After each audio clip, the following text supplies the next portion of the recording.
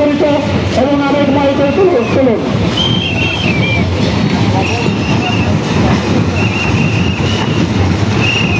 ইতিমধ্যেই আমাদের মাঝে পৌঁছেছেন সেই সিধা মোড়াকান্দির দেবব্রত ঠাকুর। আমরা গর্বিত, আমরা আনন্দিত, আমাদের মাঝে ওনাকে পেয়ে আমরা বরণ করে নেব। মনের সবটুকু আগতি, মনের সবটুকু ব্যথা বেদনা বিসর্জন দিয়ে ওনাকে আমরা আমাদের মতো করে আপন করে নেব, এটাই হোক আমাদের প্রত্যাশা।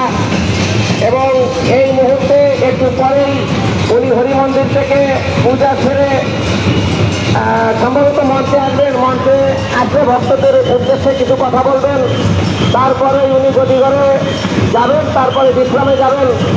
তো আমরা সত্যি সত্যি গর্বিত, আনন্দিত এবং অত্যন্ত ভালো লাগার বিষয় যে এই তাপদাহে, এই রোদের মধ্যে শ্রী দেবব্রত ঠাকুর আমাদের মাঝে এসেছেন। আমাদের পক্ষ থেকে ওনাদেরকে সুস্বাগতম, প্রণাম এবং সাথে সাথে হরিধ্বনি অনুধ্বনির মাধ্যমে ওনাদেরকে বরণ করে নেওয়া হয়েছে।